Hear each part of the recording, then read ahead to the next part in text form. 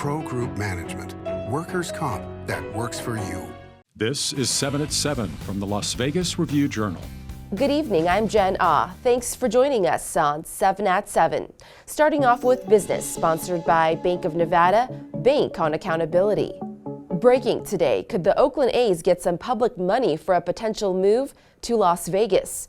LVCVA President and CEO Steve Hill says there are options other than a room tax to help bring the A's to Southern Nevada. He would not say what those options are. A's President Dave Kaval was in Las Vegas Thursday for meetings with landowners and officials. A source says the team is down to 2 potential locations for a stadium in Vegas. A 200-unit apartment complex near the Strip sells to an undisclosed buyer. The seller, Florida East Coast Realty, previously envisioned turning it into a luxury residential property, but later sold it for $33 million. The buyer's agent says the new owners are excited to add this to their Las Vegas portfolio. And how are people dealing with soaring gas prices? We went to some stations here in the Las Vegas Valley. Here's what people had to say. Yeah, driving less, trying to do everything in one trip. The prices have been kind of getting high month after month.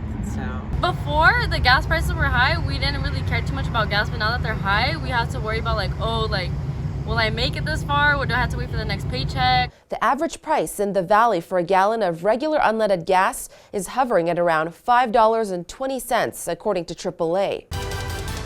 In more top stories, sponsored by Nevada Hand's Silver Sky Assisted Living Community. Learn more at nevadahand.org. We told you about a decomposed body from the mid to late 70s found inside a barrel in Lake Mead this month.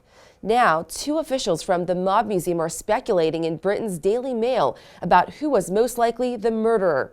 The notorious mob enforcer Tony Spilotro.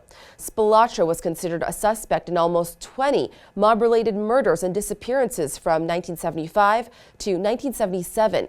The inspiration behind the fictional character Nicky Santoro in the 1995 mob movie classic, Casino. In East Las Vegas, a stunt gone horrifically wrong.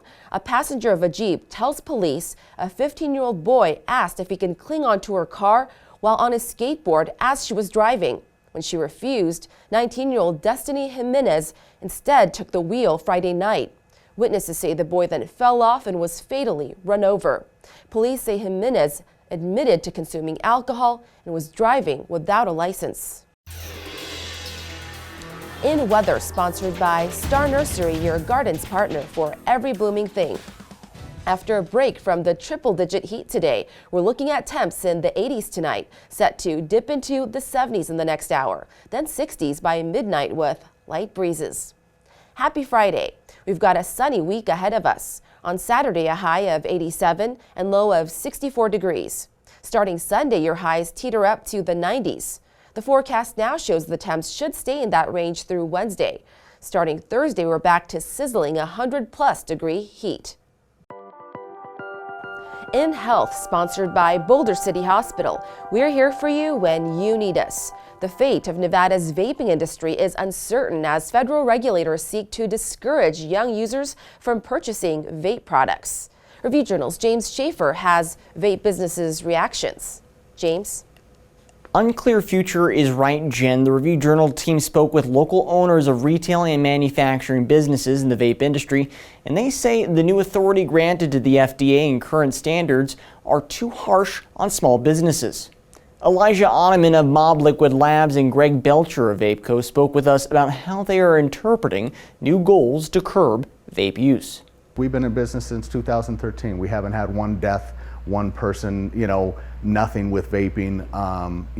Let small businesses flourish and grow and continue to stay in business. On the retail side, it's limited our product selection and availability, and it's really thrown the whole industry, into turmoil, especially with rules that change in the middle of the game. Now, Congress granted the FDA a new authority this year intended to close regulatory loopholes on synthetic nicotine and e-cigarettes to curb an epidemic of youth use and addiction.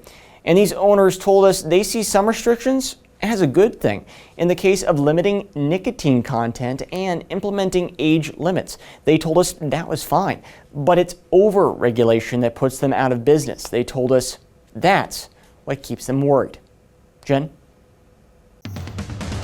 In Lifestyle, sponsored by Visit Laughlin, an easygoing getaway filled with good food, good people, and good times on the river. Nevada State College hosts a ribbon cutting for its new Early Childhood Education Center, which will offer a preschool program for children ages 3 to 5 years old.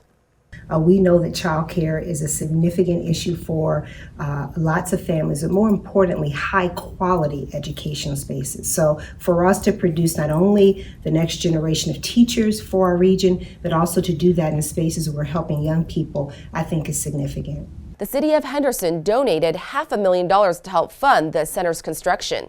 Sports brought to you by Station Casinos, STN Sports. Download the mobile app today. Tickets for Raiders home games remain the most in demand on the secondary market, that according to ticketing company Logitix. The average Raiders home game ticket at Allegiant Stadium on the secondary market is $595. The Raiders also have multiple entries among the top 10 selling games of the season so far. The New Year's Day matchup against the San Francisco 49ers at Allegiant Stadium is the most expensive ticket with an average selling price of $777. The Raiders' October 2nd game against the Denver Broncos is the second most expensive ticket at $555. The Texans' visit to Las Vegas is fifth on the list at $404. Sports betting brought to you by the Las Vegas Paiute Tribal Smoke and Cigar Shop. Game 3 of the NBA Eastern Conference Finals is set for a 5:30 p.m. tip-off on Saturday, where the Celtics return to the TD Garden to face the Heat. With the series tied at 1-1, the Westgate Superbook has the spread set at 6.5, with the Celtics favored on the money line at -265.